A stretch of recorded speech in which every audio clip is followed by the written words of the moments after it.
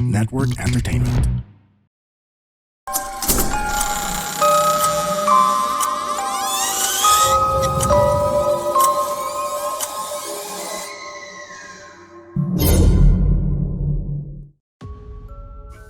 Hello, good evening.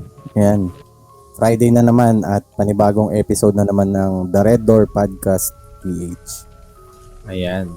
So, ano nga bang ginagawa natin sa umpisa ng kada episode? Teka lang. Bago pala yun.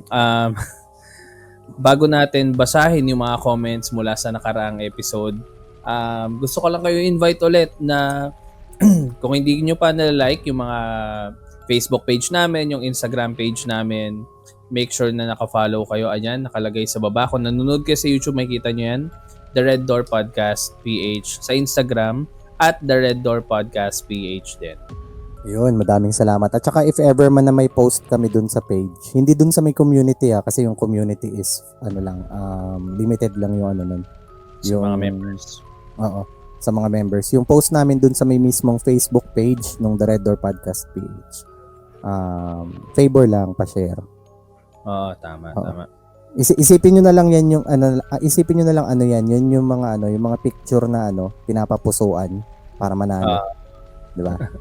Yung mga pakipusuan itong mismong post at pa-share. May contest kasi kami.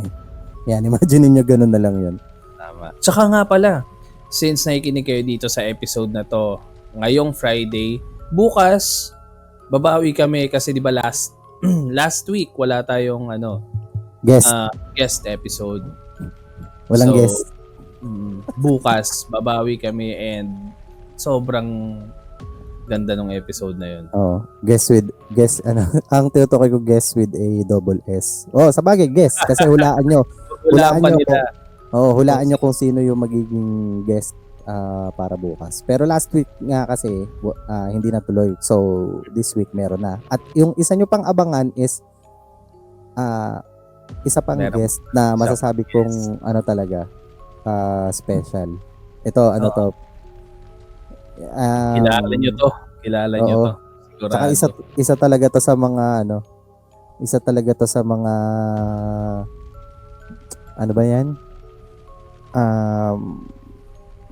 Big pagdating sa podcast.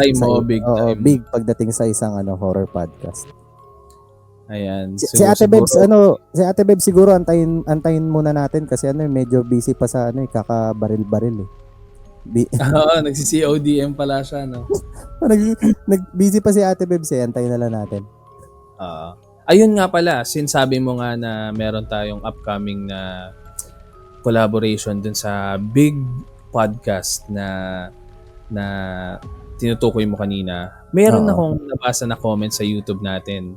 Nakalagay dito, nakakamiss yung season 1 na magkasama kayo na nagkukwentuhan. Mas maganda yun pakinggan.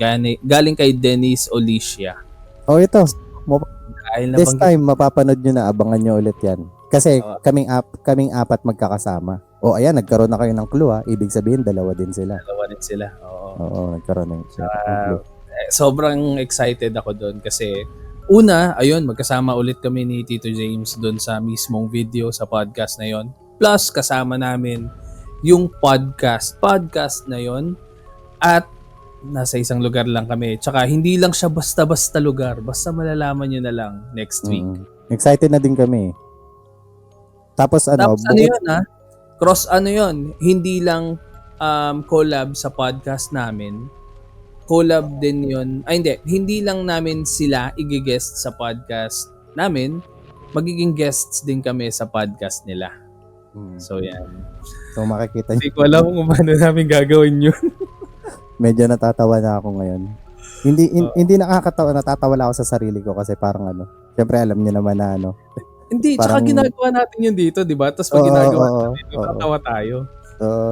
Pero hindi seryoso. Kasi doon, kailangan seryoso talaga parang napaka-rare na phenomenon kung makikita tayong seryoso Napaka-imposible talaga nun. Tsaka bukod doon, meron din pala kaming isa pang pending na collab kasama yung paranormal since nag-confirm sila na okay sa kanila na maging guest sa The Red Door So, Podcast. ang upcoming ng collabs natin is yung doon sa isang podcast. Actually, dalawa. Pati paranormal. Yung Podcast. paranormal. Tapos, meron pa tayong isang collab doon sa makaka-collab natin bukas. Tama? Di ba? Meron pa. Isa pa. Tapos, meron tayong isa pa. May nagre-request nito sa YouTube comments. Makaka-collab din natin siya. Inantay lang niya kuha yung mic niya. Pending. Kilala niya yan. Nasa GC yan. Oo, tama. Pending. Alam nyo na yan. Kasi very interesting topic yung pag-uusapan natin if ever. Ayan. Isa pang comment pala sa YouTube galing to kay Cameron Cusido. Mga otits pa wash out po. Silent listener here since day 1. I don't know if possible pero sana dumating yung time na mag-guest nyo po si Adam Reyes. God bless po sa inyo and more episodes please. Kami din. Sana. Sana talaga. Kaso, basta. Basta. Medyo mahirap kasing ma-contact. Medyo mahirap eh. At saka ano nga pala, no? Sunod-sunod nga pala dapat pala sunod-sunod din pala yung mga takutan moments ngayon since October na. Oo, October na. Oo. So ano ba yan? 1 episode a day? Joke lang. Wag. Pinasa ko lang din. Kung magawa 1 episode a day tayo, mauuna pa tayo sa undas. Ayun. Meron ka bang babasahin na comment dyan? Wala na. Wala na. Okay. So, let's go. Kwentuhan na tayo. Takutan na. Ito, sinong mauna sa atin? Sige, ikaw. Sige. Yung mga babasahin natin ngayon ay mga stories na sinend sa aming official email address, which is makikita nyo sa ibaba, kwentongrdp@gmail.com. So, ito yung first story galing sa ating silent listener na si Maya. Sabi niya, hello po sa inyo mga titos. Ako nga po pala si Maya. Silent listener nyo po ako for a while now. Na-discover ko lang po by chance yung channel nyo and na-hook na po ako. Nagdadalawang isip ako mag-send ng stories ko sa inyo. Pero nakapag-decide na po ako na i-share sa inyo ito ngayon. Bukas po ang third eye ko, partially. So nakaganyan. Nakasilip lang. Yung third eye na partially open, nakaganon. Parang nagpapakyut kasi partially lang. Bukas po ang third eye ko partially and na-open po siya through trauma. Masyadong mahabang story po iyon. Sa susunod ko po siguro isi-share. Ang isi-share ko po sa inyo ngayon is yung first-hand experience ko po sa entity na sobrang nakakatakot and nakakapanindig balahibo. Naniniwala po ba kayo sa aswang? Well, dito sa amin sa Bicol, madami. Nung panahon po natin mga tito, nung uso pa ang 3310 at mga clan, di ko naabutan yan. Sorry, naabutan kong ang cellphone siguro Samsung Galaxy Y na. Pero yung 33, hindi, joke lang, naabutan ko yan. Ikaw ba, Paps, nagkaroon, hindi, sige, mamaya natin pag-usapan yung clan na yan, tsaka yung 3310 days. Tutuloy ko muna itong story. Dito, nung uso pa ang 3310 at mga clan, mahilig po tayo mag-send to many at ganun po lagi ginagawa ko kapag po breakfast, lunch, dinner, or mag-good night. Mag-GM po ako sa clan namin. Naalala ko yung send to many na yan eh. Parang may joke ako nga dyan eh. Kasi di ba dati nung kausuhan yung Nokia, yan din yung kausuhan na na si Pacquiao lumalaban. Yung prime na Pacquiao. Send to money. Oo, tapos sinasabi ko, gusto mo ba makatext si Pacquiao? Ayun send to money. Anyways, itong experience ko po is hindi ko po siya makakalimutan. Napaka-vivid pa po nung experience sa akin. Around 2008 po nun, mga 10:00 na ng gabi. Pinag-utusan po ako ng papa ko bumili ng asukal. Kasi po, maaga siya umaalis kasi nagbabiyahe siya ng jeep. Dito sa amin sa probinsya noon, kapag 9:00 na ng gabi, halos wala ng tao sa labas. Kaya napilitan ako maghanap ng bukas na tindahan noon. Ang pintuan ng bahay namin ay hindi siya sa front. Parang nasa gilid po siya kasi dati kaming may tindahan. And yung pintuan namin na yon, paglabas mo ay bubungad agad sa inyo ang maliit na kubo. Siguro mga 1 dipa lang po ang pagitan. May buntis po doon. Sa kabila naman po na kapitbahay ay buntis din. Nagigitnaan po kami.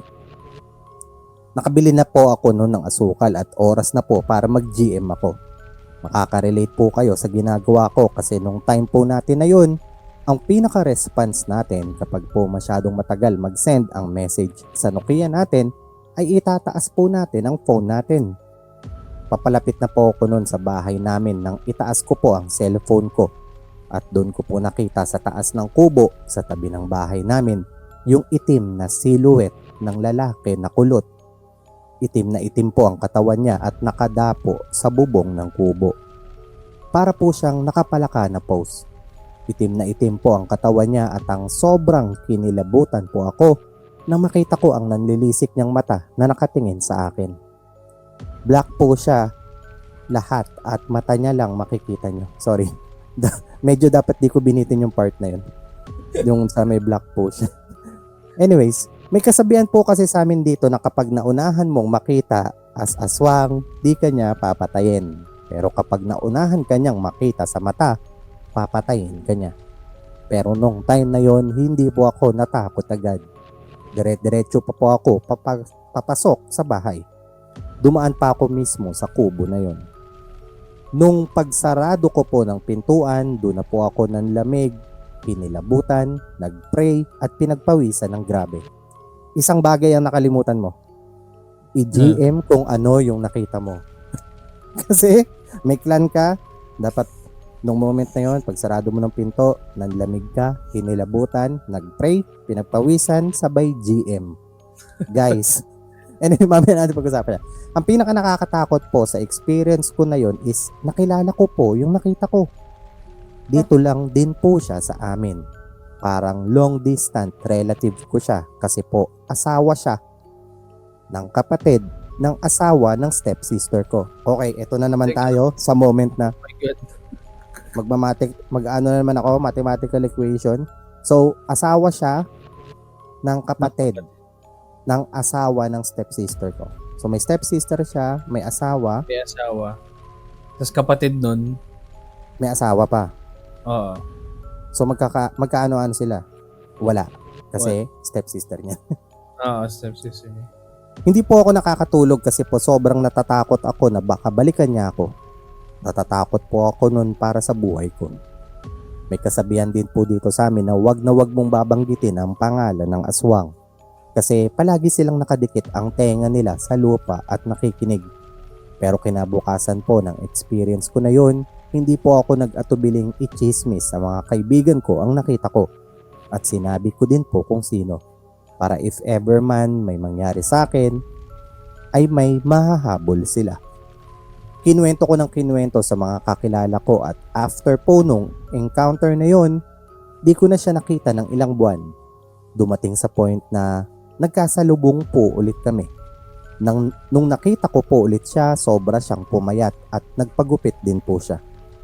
Siguro hindi siya kumain after nang makita ko siya at maikwento. At nagpagupit din siya para hindi ko siya mamukhaan. Pero nakikilala ko siya at napalinaw pa sa mata ng At napalinaw pa sa mata ko ng kulay pulang mata niyang nakatitig sa akin. Baka napakalinaw. Oo, tama. At napakalinaw. Yun lang po muna sa ngayon mga tito. Madami pa po akong stories to tell. Ngayon, isa po akong professional tarot reader sa TikTok po with 14,000 followers.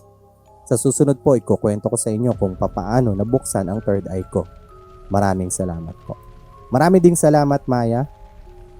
Nag-ano siya? Tataro card. Taro milk tea. Anyways. Mag-guess na ba tayo ng taro card reader? Oo, pwede. Tama, maganda. Maganda ring ano yan. Maganda ring parid tayo sa kanila. Pero maganda yun may live. May live tayong audience. Oo. Hindi pa natin pala natatry, no? Sabi natin, tatry natin last time. Na mag-live, pero some other time. Oo. Tama. Anyways, thank you so much, Maya, sa pag-send na yung story. Nabanggit ka kanina yung clan. Nagkaroon ka ba ng clan dati? Clan? Ano yun? Joke lang. Oo, meron. Dati. Masipag ka rin mag-GM nun. Oo, dati may mga...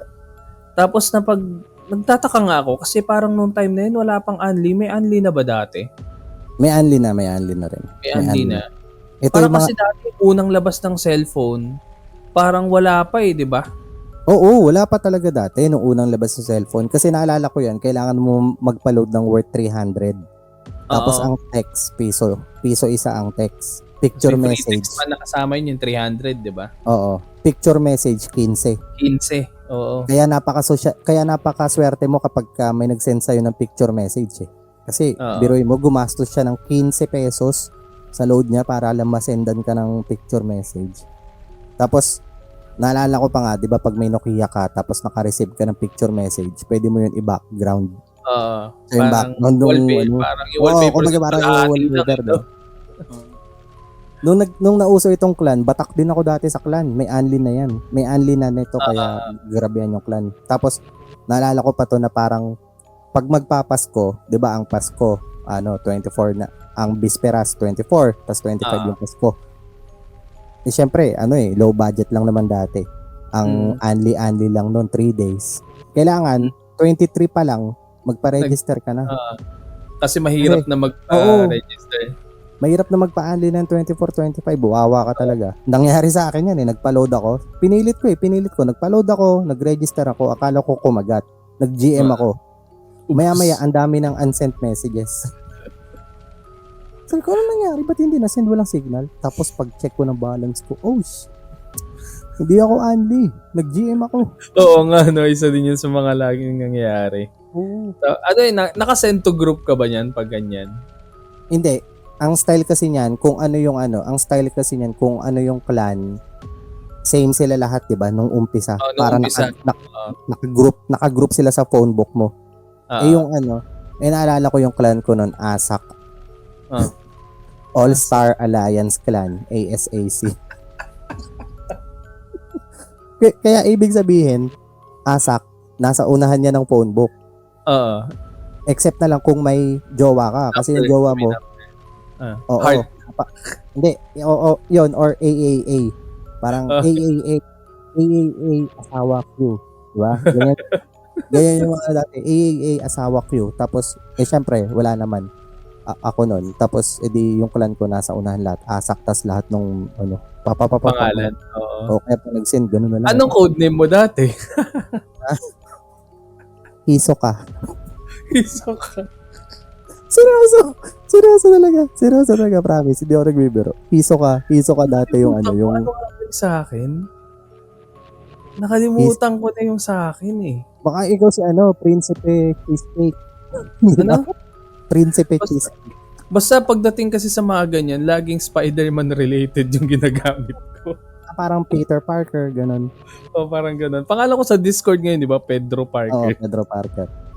Ako nun, Hisoka kasi siyempre nagka-cards. Nung time na yun, bago lang. Oo nga, wala. Nagka-cards. Tapos parehas pa kami ng ng hubog ng muka. Yung pahaba. Na ganun. Pahaba na matulis. Tapos yung buhok. Yung buhok doon, ginaganon ko pa yung tinataas ko pa ng pagano para maging Hisoka Tapos ako, wala pa ako ng ganito dati. Dapat pala dito ko nilalagay, no? Para Hisoka, no? Kakatawa talaga dati. Grabe. Those were the days. Kaya hindi talaga may pagkakaila yung edad natin Kasi pag may nagbanggit ng gantong luma, imposibleng hindi tayo nakarelate So yung mga Gen Z dyan na hindi alam yun, ayun, binigyan na namin kayo ng idea kung paano dati. Kasi wala pang, may Facebook. Friendster pa lang dati. Friendster pa lang. Yung Friendster nun talaga yung pinakauso, tapos yung Facebook, bago-bago pa lang. Yung Facebook nun, Paps, plain pa lang. Plain Iba pa. Kaya parang mas gusto, hindi ka pa lilipat Kasi parang, tsaka walang tao masyado sa Facebook. Walang masyado. Tsaka parang pag may nakakakita ka ng nag-Facebook, titignan mo, boring, ang pangit. Walang background, walang tugtog. Walang tugtog. Dito sa Friendster, may background, may tugtog. Dyan, pangit. Na-edit pa talaga lahat no? Customizable yung profile mo. Sobra. Tapos pagandahan nga ng profile nun, di ba? Pag may nakita ka na Friendster niya, di ba? Tapos pagbukas, maglalag konti, tapos biglang Oo. Magiging Paramore. Ala! Wow! Magiging Paramore or Dashboard Confession or FM MCR. Static. Oh, Oo. yan, di ba? Tapos MCR, tapos may tutugtog agad ng No, sir. Grabe talaga yun. Pagandahan talaga ng Minsan yung profile. yung tining, tining, tining. Ano yun? Tonight. Oo, FM Static. Oo. Sobra yan talaga dati. Sobrang easy. Tsaka yung clan, grabe talaga yung clan dati. Ang tindi nun pag nag-GM Parang kahit mauntog ka lang, kailangan i-GM mo pa eh. Aray Q, nauntog Q. Tapos ano pa nga ba yun? Ako dati, nung time na yun, lagi ako yung good morning, good afternoon, tapos good night, good evening, mga ganun. Tapos di ba minsan, meron pa nga mga special na yung parang i-mention mo sila. Oo. Parang after parang ang ano niyan, ang body niyan, greeting, tas kung ano yung gusto mo sabihin, tapos nasa ibaba yung mga PS. Oo. Diyan ko rin nalaman yung FFTB, fresh from the bat. Pag bagong ligo ka. Nakalimutan ko na yung mga ganun. GGM yung FFTB. Tsaka kunwari pag nagsa-sound trip ka, NP. Now Kasi playing. now playing, yun na nga, now playing Misery Business by Paramore. Grabe, sobrang bored natin kung ano-ano pinaggagawa natin. Pero ngayon ano wala yun? kang makikitang ganyan kasi Wala na. ang dami ng ibang distractions eh. Oo. Parang ang pinaka na ngayon, GC, di ba? GC na. GC na. Mga groups. Ganyan. Ito yung community natin. Ayan, ganyan, community. Kaso wala nang nagna-now playing. Wala na nag-ML sa atin, no? Noong nakaraan kasi sobrang namin. Wala, tsaka nagkalayo-layo na ng rank. Oo. Hindi, magkakaabutan din yan. Oo. Ang hirap, hindi ako masyadong nakapaglaro ngayon eh. Bago pa lang, magkakaabutan din yan. Oo, na-busy. Madaming ganap kasi nga October. Lalo December siguro. Anyways, ayun na nga. Kung sino man nagkaroon ng clan sa inyo, comment kayo sa ibaba. Oo, tsaka kung ano clan nyo at codename nyo. Oo, i-shoutout natin yun sa next episode. Ayan. So ito, itong babasahin ko naman ay submitted story to. Nag-submit na siya before ng kwento. Siya yung nag-share nung kwento about sa principal's office. Tapos yung teacher, yung may doppel. Oo, si Sophie. Si Sophie.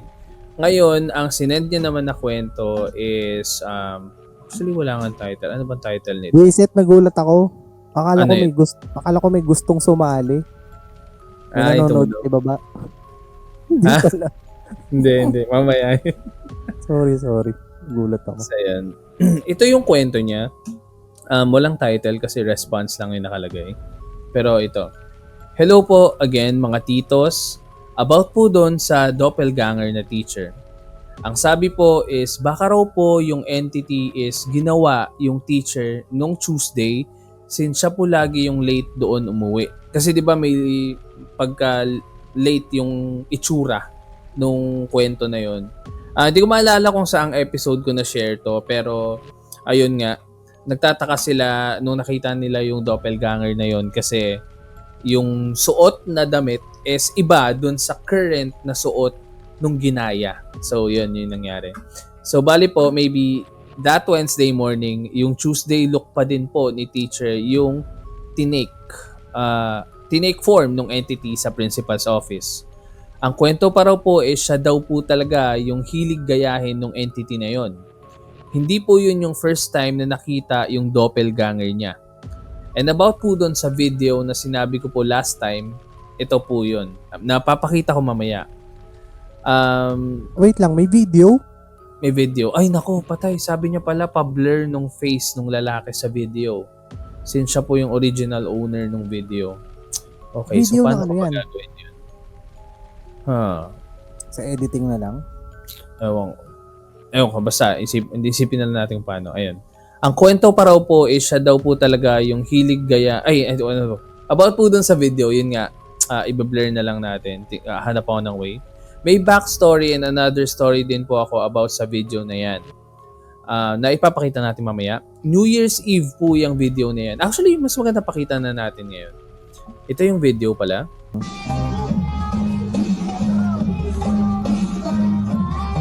Ano? Napansin mo? Nilabutan ako. May nakita akong dumaan. May dumaan, di ba? Ayun. So, ito. Basahin ko na yung kwento. New Year's Eve po yung video na yan, 2024. Sa harap po ng gate ng compound namin yung nasa video. Nag-New Year's Eve party po yung mga nasa harap ng compound namin yan at nagpapatugtog po ng mga malalakas na music sa mga speakers since New Year's Eve nga. And then nag-decide daw po yung lalaki sa video na mag-live sa Facebook. Bigla raw pong may nag-comment na may babae sa likod na dumaan na biglang naglaho. Ang sabi raw po is baka nabulabog sa ingay kaya nagpakita. After that video was taken, tinanong po nila yung nangangalaga ng bahay kung lumabas raw po yung mga anak niyang babae nung New Year's Eve. Ang sabi po is tulog raw po sila noon kaya imposibleng sila raw po yung babae. Haunted daw po kasi yung bahay na yon. Yung may-ari po ay sa ibang lugar na nakatira at bumibisi-bisita lang paminsan-minsan.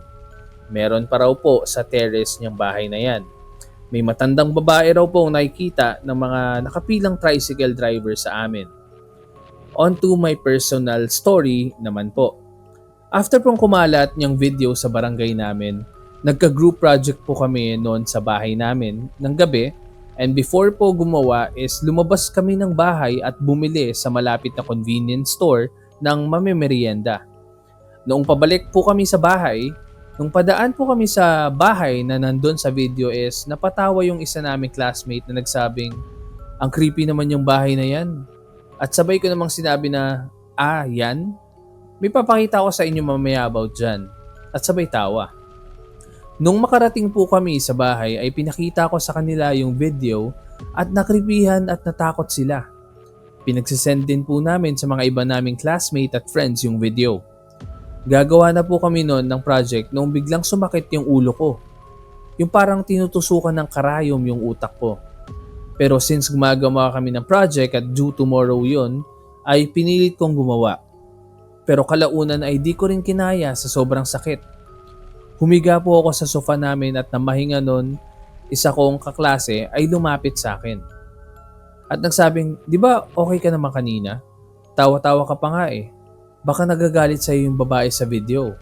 Baka ayaw magpakita pero pinakita mo kung kani-kanino. Nung una po ay kala ko nagbibiro lang pero seryoso po yung boses niya. At sinabi pa niyang, delete mo na. Sinunod ko po siya at dinilit ko. Nagsorry din ako sa hangin noon and after a while, unti-unting nawawala yung sakit ng ulo ko. Baka po siguro ayaw talaga ng nabubulabog yung babaeng yon. Yun lang po mga titos, I'll send more stories po dito. Gumawa na po ako ng list.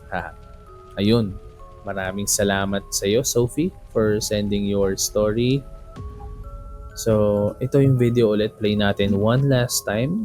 Anyways, bago may play ulit, Paps, naalala ko, parang hindi ko, kung TikTok live ko ba o sinend lang sa akin sa email. Nakita ko na ito dating video na ito. So, ito? tama nga yung nag-send, So, tama nga yung nag-send ng story na di ba, sinabi niya na nag-send na, nag-send na daw siya ng story before. Parang may nabanggit siya na gano'n. Tama nga, naalala ko yung video na yan. Tingnan mo, Paps, ano yan? Alam mo kung ano yung nakakatakot na part dyan? Makikita mong dumaan siya, naharangan siya ng poste after, tapos hindi na siya lumusot sa kabila. Tingnan natin.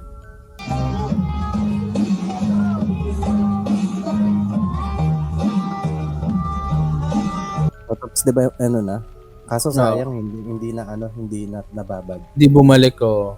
Kasi pwede mong isipin na na baka nasa actual lang nung pagpan. Oo.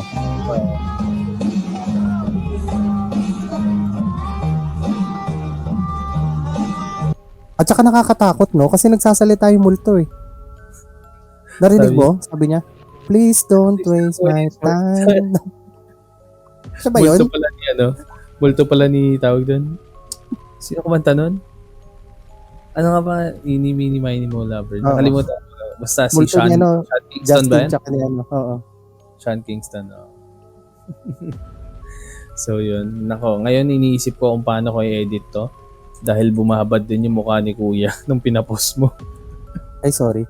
Ini-mini. Ini-mini. Mini TikTok remix, reverb, and yun yung full title niya kung sakali. Ayan. Oo. So, ayan, meron ka pa bang kwento? Teka, babalik ko lang sa... Sige. Itong next story ko ay, wait lang hahanapin ko lang ulit kung meron ba siyang sinabi na, wala naman sinabi. Sige, habang tinitingnan mo yan, ito, kung meron din kayong mga kwento na gusto nyong i-share, isend nyo yung kwento nyo through email sa kwentongrdp@gmail.com, kwentongrdp@gmail.com. Tapos babasahin namin yon sa mga episodes. Ngayon, medyo inuubos lang namin yung mga kwento kasi medyo natatambak na nga. So, ayan, kung meron din kayong gustong i-share at feeling nyo magugustuhan ng mga listeners ng podcast natin, share nyo. Okay. Yan. Maraming salamat sa buy time. Anyways, itong i-share ko, sabi niya, hi mga titos, kung sakaling mabasa nyo yung message ko na ito, itago nyo na lang yung name ko sa pangalang Boyong. Boyong. Ang i-share kong kwento ay tungkol kasi yung parang mga sinaunang clown, di ba? Boyoyong clowns. Ang i-share kong kwento ay tungkol sa sleep paralysis experience ko. Ilang taon din akong nakaranas ng ganitong mga experience sa pagtulog ko. Ang una kong experience ay nung minsang natulog ako ng hapon. Nagising ako. Madilim yung room ko pero nagulat ako sa nakita ko. Yung typical na old hag pero grabe yung itsura. Sinasakal ako ng matandang babae, kamukha nung multong babae sa The Insidious. Old hag? Oo. Sinasakal siya. Oo nga, old hag. Sinakal yung leeg niya. Hinag. Bakit? Hinag yung leeg. Hanggang mag-violet? Hindi naman. Nagpanik ako, ang tagal ng mga pangyayaring iyon. Hindi ko maigalaw yung mga kamay ko at paa. Gumapang yung babae simula sa paanan ng kama papunta sa dibdib ko.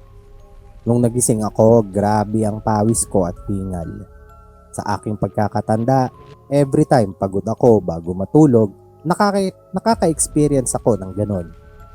Bago pala magkaroon ng entity sa panaginip ko, may mga experience din ako na nagsishake yung kama. Kakaidlip ko pa lang, magigising ako kasi nagsishake yung kama ko. May times din naman na nagigising ako nang nakalutang yung kama. Habang tumatagal papunta sa demonic na yung mga sleep paralysis experience ko. May one time na nakatulog ako pero half gising ang diwa ko. May naririnig akong nagtatawanan ng mga babae. Yung tunog ng tawa ng mga diwata sa mga TV shows. Okay, so parang tunog ng okay ka fairy ko. Nung palagi na ako nakaka-experience nito, nag-research ako. Sabi nila dapat daw igalaw ko yung mga daliri ko sa paa and sa kamay. Kaya ganun ang ginagawa ko. May isang beses din na may bata or maliit na tao na nakatayo sa dibdib ko. Sigaw ako ng sigaw. Tinatawag ko ate ko kasi katabi lang ng kwarto ko yung kwarto niya. Pero hindi niya ako naririnig. Tinanong ko siya pagkagising ko pero sabi niya wala naman daw siyang naririnig. Nung nasanay na yung katawan ko, naging parang common na siya. Kapag nandyan na yung entity, tinatry ko na galawin yung daliri ko. Minsan nagigising ako, minsan matagal pa ako magising. May experience din ako na nagising ako sa panaginip ko, pero pagkagising ko, isa pa ring panaginip. Creepy siya kasi nakatayo na ako sa kama nun. Meron pa akong experience naman na natutulog ako nang biglang may marinig akong mga demonic voices. Tinatawag ko naman kuya ko kasi narinig ko dumaan siya sa labas. Sa narinig ko siya sa may bintana ng kwarto ko pero wala naman daw siyang narinig. Sa mga sleep paralysis ko, it is either matandang babae, bata, or demonyo ang nakikita ko. May time naman nanonood ako ng movie sa phone ko nang bigla akong bumalikwas. Naramdaman ko kasi lumubog yung isang parte ng kama ko. Nawari mo may naglakad sa kama. Akala ko yung aso ko pero nung naaninagan ko yung aso, nasa sahig naman. Grabe yung takot ko. Akala ko may tao. Una, hindi ko naisip na multo or what. Akala ko may ibang tao. Hindi ko masabi kung nakatulog na ako nung time na yon kasi nanonood ako ng movie nun. Sleep paralysis pa rin ba yun, mga tito? Anyways, parang yung na may isa kaming episode na naalala kong napag-usapan namin yung sleep paralysis. Tapos naikwento ko na may ganyan din nangyari sa akin. Yung nagse-cellphone ako, Oh. tapos hindi ko alam na nakatulog na pala ako habang nagse-cellphone ako. Pero sa panaginip ko, patuloy pa rin ako nagse-cellphone. Tapos nung parang bigla ako nagising, kasi naramdaman ko na papunta ng sleep paralysis, nalaman ko na hindi na pala ako nagse-cellphone kasi nakataob na. Yung parang nag-continuous. Eto na. Meron din one time na alipungatan ako. Nakabaling ako sa kanan sa may gilid ng kama. Nagulat ako, may parang 2 tao na nakaluhod o nakatayo sa gilid ko, nakatalukbong ng kumot. Sa isip ko, nagdasal ako at bumaling sa kabilang side ng kama at nakatulog na rin. Pagising ko, nakita ko na lang nakabagsak yung kumot, nakalapag sa sahig sa may right side ko. Hindi ko alam kung totoong paranormal experience yun.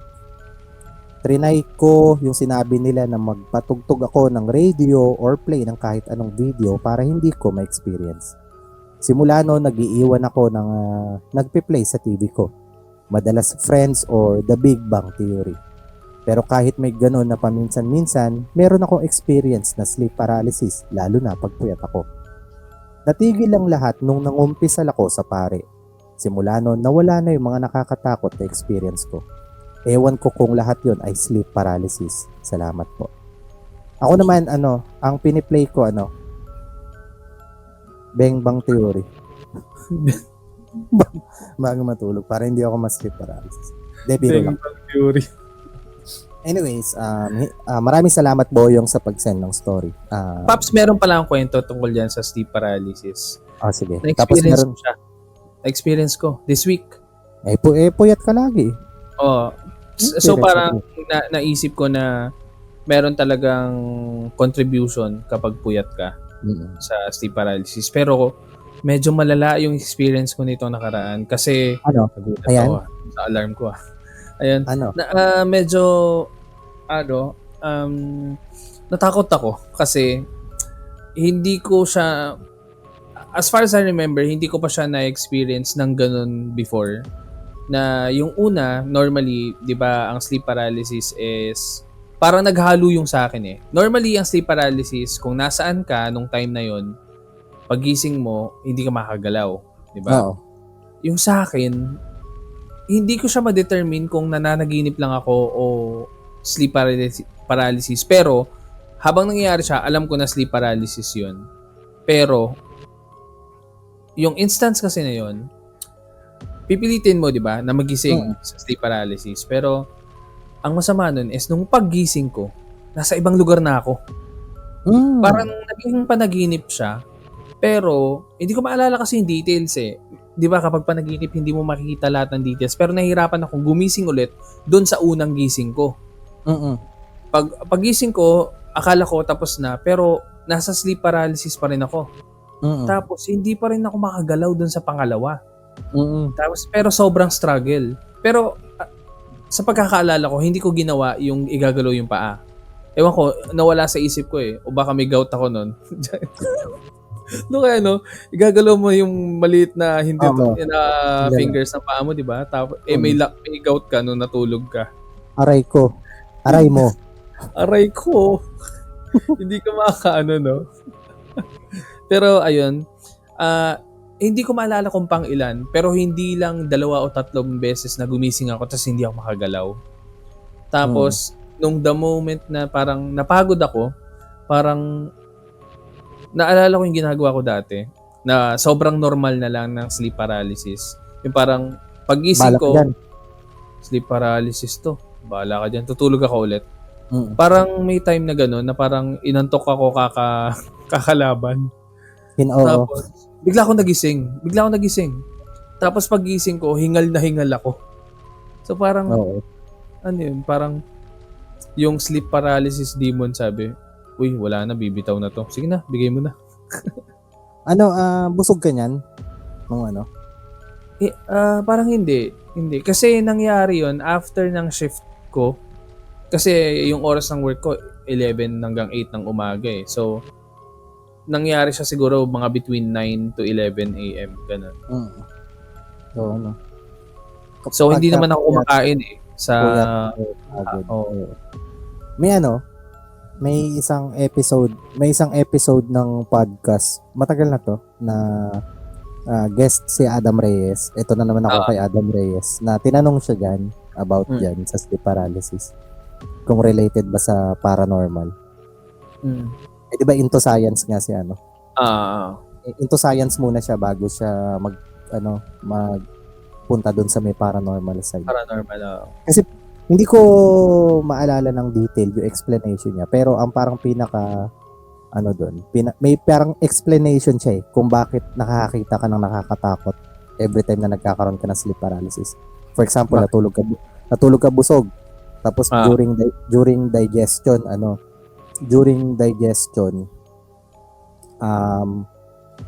natulog ka. Which is hindi maganda para sa katawan mo. Ang mangyayari nun, sisikip yung sisikip yung dibdib mo. Tapos magkakaroon ka ng sleep paralysis. Kasi ang ginagawa pala ng utak mo is pilit kang ginigising. Kaya nagsesend siya sa'yo ng mga images na kinatatakutan mo. Or nakakatakot para magkaroon ka ng diwa, magising yung diwa mo. Tapos ayun, eventually mapigilan mo yung nangyayari sa'yo. Kasi kung hindi, mamamatay ka sa bangungot. Kaya parang naisip ko na, ibig sabihin, good thing din pala minsan yung sleep paralysis. Kasi ito yung depensa ng utak mo para magising ka. Kasi for example, natulog ka, which is hindi normal. Tapos, sabihin natin, tulog na yung katawan mo, gising pa yung diwa mo. Hindi sila sabay, di ba? Kaya ka nagkakaroon ng sleep paralysis. Ang gagawin ng utak ko, mag-feed siya sa'yo ng mga nakakatakot na images para magising ka. Kasi hindi normal yung katawan mo during that time. Hindi siya nagpa-function ng normal. Kaya naisip ko, okay, based on my explanation niya, makes sense na dumidepensa yung katawan mo. Kasi sabi niya, ang naman daw ang panaginip naman daw, rin yan eh. For example, bago ka natulog, na naginip ka na, sobrang iniisip mo na gusto mong yumaman. Diba? Tapos mananaginip ka na may marami kang pera, ganyan. Kumbaga parang merong mga hindi ko kaya explain na maganda eh. Hanapin ko nga ulit, basta parang ganun yung pinaka thought niya na yung sleep paralysis is depensa ng katawan mo. Kasi during that time is hindi nagfa-function ng normal. For example nga, yung natulog ka ng busog, nagkaroon ka ng paninikip sa dibdib. Ang gagawin, magsisend sa'yo yung utak mo ng mga nakakatakot na images para magising ka. Tapos yung natulog ka ng pagod, ganyan. Mayroon nga rin siyang naalala ko na parang after niya i-explain yung about sa sleep paralysis, in-explain niya din yung about sa 3 a.m. Yung nagigising ka, tas 3 a.m.? Oo, nagigising ng 3 a.m. Kasi di ba sinasabi, pag nagising ka daw ng 3 a.m., witching hour. Oo, witching hour. Ang ganda na naman ng explanation niya dun, Paps. Pero na-experience mo yan? Ako na-experience ko yan. Oo. Ha? Na-experience mo yan? Na nagigising ka pag tingin mo 3 a.m.? Oo. Hindi, anong actually, explanation niya? Hindi, mali pala. Kasi ngayon, gising ako ng 3 a.m., di ba?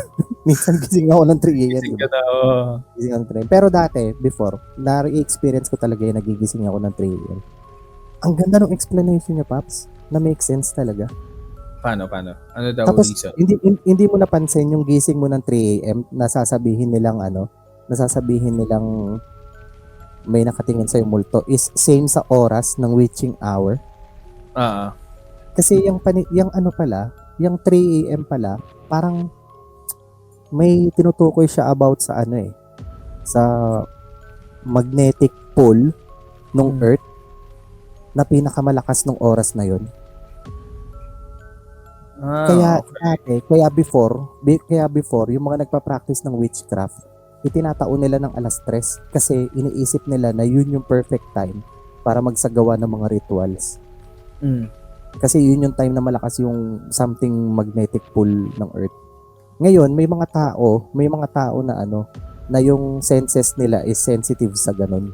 Mm. Kaya pag dumarating yung alas 3, Nagigising. kung kailan malakas yung magnetic pull ng Earth, nagigising yung katawan.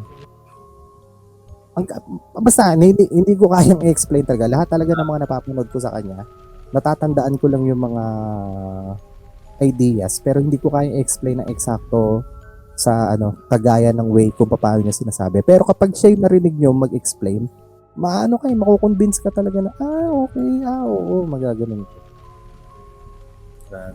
Kaya gustong-gusto din namin talaga kaya gusto din namin talaga siya mag-guest eh. Parang parang sa pag nanonood nga ako sa sa mga interviews niya sa podcast, parang wala pa ako nakita na pumanig siya sa paranormal side. Oh? Oo, so, pero sa asang podcast siya nakapag-guest? Matagal na yun, Paps. Sobrang tagal na yun. Old video na yun. Ano yun? Radio station din yun. Pero may video. Kumbaga habang binobroadcast siya through radio, may nakalapag na cellphone with video, tapos yun na lang yung in-upload sa may Facebook. Yung nga, Paps, yung mga dimension niya, hindi, sobrang hindi na kaya ng utak ko intindihin. Yung mga dimension na sinasabi niya, kagaya yung parang nabanggit niya na na taliwas daw sa paniniwala na ang langit nasa taas, ang impyerno nasa ilalim. Hindi daw talaga ganun. Talaga siya? Parang ganun, parang layer. Ang hirap i-explain sobra. Kaya sige, gawan talaga natin ang paraan para mag-guest si Adam Reyes para siya yung makapag-explain ng mga katanungan natin na tungkol sa paranormal. Okay, so ayan, move on tayo dun sa next na kwento. Bakit ganun? Okay. So ito is submitted story ulit to. Galing kay sino ba to? Napatingin tuloy ako kung meron bang nasusulat sa Bible na binanggit na yung heaven is nasa taas at yung hell is nasa baba. Or baka ayan, ito. Dito na. So itong kwento na to, hindi ko alam kung nag-send na siya before ng kwento kasi yung umpisa ng kwento niya is ito. Good day, titos. Ako ulit to. Bata pa lang ako, gala na ako, mapaumaga o gabi man. At halos lahat ng kakaibang karanasan ko, yung tipong hindi ko na makakalimutan, nangyari nung kabataan ko. Medyo mahaba-haba po ito pero I hope mabasa nyo po ng buo. Thank you. Magsisimula ako sa bahay ng childhood friend ko. Usong-uso noon sa amin yung larong kandila. Sisindihan, tas ipapatak ang wax sa palanggana na may tubig. Ang sabi, kung may mabubuong anyo, ibig sabihin may espiritu sa paligid. Dahil bored kami, sinubukan namin. Sa bahay ng tropa kong kilalang minumulto ng dating may-ari. Tahimik kaming nagpatulo ng kandila. Paikot kaming lahat. Unti-unting lumubog sa tubig ang wax hanggang sa may nabuo. Isang matangkad na lalaking payat at isang maliit na batang nakayuko. Nagkatinginan kami pero nagkunwari na lang na hindi natatakot. Biglang sabay na namatay ang ilaw at ang TV sa loob ng bahay. Lahat kami nasa labas. Walang pwedeng magpatay. Sinubukan ng tropa kong buksan muli ang TV. Gumana ito na parang walang nangyari. Pero ramdam naming lahat may nakatingin sa amin. Kinagabihan, hindi pa rin kami nadala. Mga bandang 7 p.m., napagpasyahan naming pumunta sa haunted playground sa dulo ng subdivision. Ang tinatawag naming Sherlock Holmes. Sabi-sabi may white lady roon dahil malapit sa ilog kung saan may nalunod na marami. Katapat pa nito ay isang lumang daycare na kahit gabi parang may sariling buhay. 5 kaming pumunta. Isang lalaki, 4 na babae. Teka, nawala. Nasaan na yun? Tahimik ang lahat. Lalo na si Esyang. Hindi naman talaga siya dapat kasama. pero bigla siyang sumulpot sa gilid ng kalsada. Parang matagal nang naglalakad kasabay namin. Tinawag namin siya. Tinanong kung sasama. Dahan-dahan lang siyang tumango. Walang imik, walang ngiti. Pagdating sa playground, nagsubok kaming sumakay sa siso. Umupo si Kelly at bigla itong tumaas na parang may sumakay sa kabilang dulo. Hinawakan ko pero sobrang bigat. Parang may nakadagan. Nang bumaba siya, sabay-sabay kaming tumakbo. Pero napahinto ang tropa naming lalaki. Nakatingin sa daycare. Sino yun? Bulong niya. Doon namin nakita.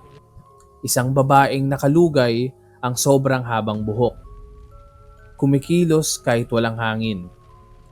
Hinila namin siya at nagtakbuhan kaming pauwi.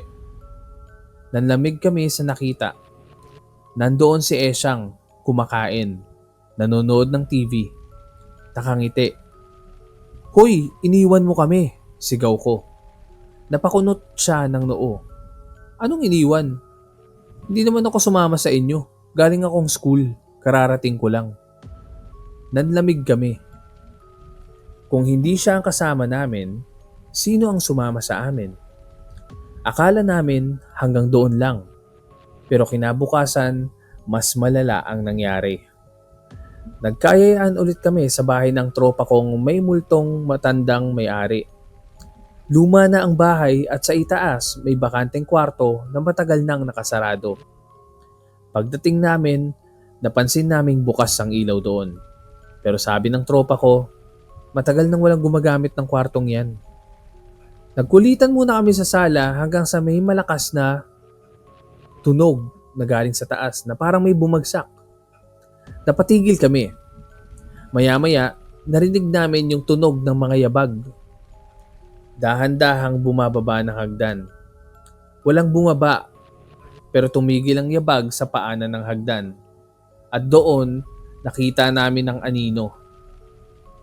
Nasaan na ako? Nasa Sa anino. teka lang, ayun. Hinaantay ko kasi dahil tutunog na yung alarm ko. So, ayun. Nakita na anino, ayun. Anino ito ng isang matangkad na lalaki. Kasunod noon, isang boses ng bata ang humahalakhak mula sa itaas. Hehehe. Mahaba, matinis. Mali pala yung pagkakasabi ko. Hihihi. Nag-uunahan kaming lumabas. Pero may kulang. Wala ang isa naming tropa. Yung lalaki naming kasama. Pagsilip namin, muntik kaming mapahiyaw. Nakatayo siya sa hagdan, tulala. At unti-unting parang may humihila sa kanya paakyat. Sinubukan naming pasukin pero biglang bumagsak lahat ng ilaw. Sa huling saglit bago kami madilim ang lahat, nakita namin siyang hinahatak ng isang maitim na anino papasok sa kwarto at sumara ang pinto. Nang bumalik ang ilaw, bukas ang pinto. Pero wala na siya. Kahit anong hanap, wala nang bakas. Lumipas sa mga taon, pinilit naming kalimutan. Ang sabi ng mga magulang niya, lumayas daw siya at sumama sa kamag-anak. Pero alam namin ang totoo. Kinuha siya ng bahay. At minsan, kapag magkasama pa rin kami magkakaibigan, napapansin naming may extra anino sa grupo. Parang may kasama pa rin kami. Sa gabi, bago ako matulog, naririnig ko minsan ang yabag ng mga paa sa paligid ng kama ko. Minsan may mabigat na nakaupo sa dulo nito. At sa pinakadilim ng gabing yon, naririnig ko ang boses ng matanda. Isa na lang ang kulang. At ngayong binabasa mo ang kwentong ito, baka hindi mo napansin, pero habang nakatutok ka sa bawat salita, nakabukas na rin ang pinto sa tabi mo. Wala naman. Buti sa akin sarado. Ang nakabukas na pinto ay pintuan ng The Red Door Podcast. Di ba? Dahan-dahan gano'n. Maganda yung story. Tsaka nakakatakot yung dun sa may part na yung nagsiso. Di ba kasi siso ganyan. So pag umupo ka, nasa baba ka, tapos nakita daw nila na na umangat yung nakaupo, ibig sabihin may nakaupo na sa kabila pero hindi nila nakikita. Straight from horror movie, ano. Anyways, kasi 'di ba nagko-content ako ng mga ghost videos. Ang laging ang madalas na comment ng tao, ng masa is ang pinagbabasihan talaga nila para masabi ba kung multo yung nakita sa video or sa picture is if may anino or wala. Di ba? So paano yun may anino? Yun nga. Paano pala pag ganun yung naramdaman? No, yung kunwari, 4 lang kayo magkakaibigan, dapat 4 lang yung anino nyo. Tapos may isang extra anino na sumama. Di ba? So, something paranormal din yun. Iba yun. Oo, no? Kasi pag multo, dapat nga walang anino. No? Tsaka may naalala din pala ako doon sa may part na yung nagpatay sindi ilaw sa na banggit din niya ni Adam Reyes na parang paano malalaman kung kung multo nga ba yung nasa paligid sa ilaw. Pag kunwari maraming set ng ilaw tapos maraming set ng ilaw tapos namatay ng sabay-sabay, hindi daw minsan automatic na multo yun. Minsan hindi nagbayad ng kuryente. Kasi yun, for example, ganyan, may scientific explanation. Pero pag yung ilaw daw na namamatay is pa isa-isa, yun daw talaga. Kasi for example, may ilaw dito tapos yun muna yung nagkaroon ng interruption tapos gumalaw na dito naman yung nagkaroon. Yun daw talaga. Pero yung pag namatay ng sabay-sabay, merong power interruption. Power interruption, pwedeng ganun. Pero yung pag pa isa-isa, yun daw talaga masasabing sabagay nga kasi may daw yan parang yung mga spirits is may ini-emit din sila na energy. Nga. Grabe. Na minsan nagkakaroon ng interruption sa mga ganun. Meron pa siyang panakot sa dulo.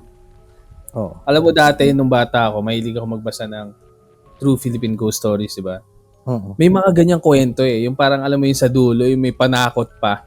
Na parang okay na nagkwento ka ng nakakatakot tapos gusto mo pa na na parang insecure na kailangan yung minsan yung mga pabitin yan, yung mga mga tumingin ka sa likod mo, ganun. Or at ayon sa mga kwento, ang huli daw magbabasa ng kwentong ito ang siyang magiging susunod na biktima. May mga ganyan pa. Parang ginagawang chain message. Ayan din. Dati, babalik na naman tayo sa GM. Opo, sa GM. Yan, yung mga chain message na yan. Nauso yan dati. Di ba yung parang pag hindi mo, ipasa mo to. May time pa nun dati na, di ba? Kaya ba ako minamalas ngayon dahil hindi ko pinasa yung mga chain message? Hindi ako naniwala sa chain message. Di ba may nakakatawan chain message dati, di ba? Parang, ako si Optimus Prime, ganyan. Ang leader ng mga Autobots. Ipasa mo ito sa 15 mong kaibigan. Kung hindi, meron pa, pag Halloween, Paps, lalo na malapit ngayon, yung makikita mo ko sa ilalim ng kama mo. Ganyan, di ba? Nakakatakot. Pero, grabe ngayon nga naisip ko, inikilabutan ako. Pero natatakot ako doon dati. Oo. Kasi, na-imagine mo, nasa Maxis ka Nakakatawa sa may Autobots na part, Paps. Kasi sabi, ipasa mo ito sa 15 mong kaibigan dahil kung hindi, magiging transformer ka. Tapos may pa sa dulo. Yeah. Maniwala ka. Maniwala ka. Oo, maniwala ka kasi yung kaibigan ko tricycle na. Ang naalala ko, Paps, na naalala nyo ba to? Tong sobrang kumalat nito dati sa chain message. Smile Dog. Smile Dog? Oo. I-ano ko dyan. I-share ko dyan. Wait lang. Meron kasi dati din na kumalat na naalala ko mga ganyan, chain message. Yung yung flower girl na entity. Nakakatakot yun Sige. Sa sukob nga ata yun nakuha Ewan ko, hanapin ko pa kasi medyo mahirap mahanap yun Pero ito, isa to sa mga sa mga sumikat dati. Itong Smile Dog. Dito sa Pilipinas? Oo, pati sa ibang bansa. Naalala mo to? Ngayon, pag makikita mo siya, nakakatawa na. Pero dati, Nagulat lang ako na lumabas bigla sa screen. pero dati way back, sobrang kumalat to dati sa mga email eh. Parang chain message din siya. Eh syempre, before, pag makakita ka ng mga ganyan na image, putik, matatakot ka talaga eh. Kasi, bihira pa lang naman nun ng mga tao nakakapag-edit. Tsaka makaka-receive ka ng ganyan sa email. Di ba yung ano nga, yung I love you virus? Through chain message din yun, ano? Through chain message din yun kumalat. Tapos nagkaroon pa ng urban legend na ano na daw, niligpit na daw ng Pentagon yung lalaki. Yung lalaki na yun. Na nagkalat. Pero hindi eh, kasi nagkaroon ng mga video nito lang. Ginawa siyang content. Andun na siya sa Recto. Sa US na. Sa Recto? Ay, Recto nga ba? Basta nandito lang siya sa Pinas. Simpleng buhay lang. Pero kasi, di ba, ano yan, parang, kasi kahit Pentagon, napasok niya eh. Ng I love you virus. Panic sila dun eh. Parang, hala, Pentagon. Tapos napasok. Anyways, ayun na nga, mukhang inabot na natin yung mark. Sa susunod na lang natin pag-usapan yung iba pa mga topics na yan. Ayan. Kung meron pa kayong mga kwento na gusto nyong i-share, isend nyo lang sa email address ng The Red Door Podcast, which is kwentongrdp@gmail.com. Kung nasa YouTube kayo, may kita nyo yan sa baba. So, ayun. Kung hindi pa pala kayo naka-follow ulit sa Facebook and Instagram, follow nyo kami, The Red Door Podcast PH sa Facebook at sa Instagram naman ay @The Red Door Podcast PH. Ayun. Tapos sa mga gustong sumali sa aming community, ilalagay ko sa description sa ibaba yung link ng aming community. After nyo sumali sa may community, pasok kayo sa may group chat. Tapos, if gusto nyo pumasok sa may Discord, mag-chat lang kayo doon sa may group chat. Tama. Hindi kasi namin pwedeng i-post in public agad yung Discord. Kasi baka kung sino-sino yung pumasok. Prone kasi sa prone sa hack. Prone sa I love you virus. Prone sa I love you virus. Kaya, hindi namin siya pwedeng yan. Ayun. So, I think that concludes our episode dahil sakto, ilang minuto na lang. At mag-i-in ka na? Ayun. Maraming salamat sa panonood ng episode na to. Bukas, abangan nyo yung episode dahil mag-enjoy kayo doon. Ako nag-enjoy ako personally. Kaya nga, baka maulit. And marami pa tayong future collabs at maraming salamat nga rin pala sa mga nag-send ng stories. Tama. So, ayun na nga, ikaw na ang mag-close. Ayun, again, ako nga pala si Tito Ian Lee. Follow nyo ako sa mga social media accounts ko @Tito Ian Lee. Ganon din kay Tito James Su. And ako naman si Tito James Su. Follow nyo rin ako sa lahat. Tito James Su na sa lahat yan. And we are The Red Door Podcast PH. Bye guys. Yun na guys. Bye.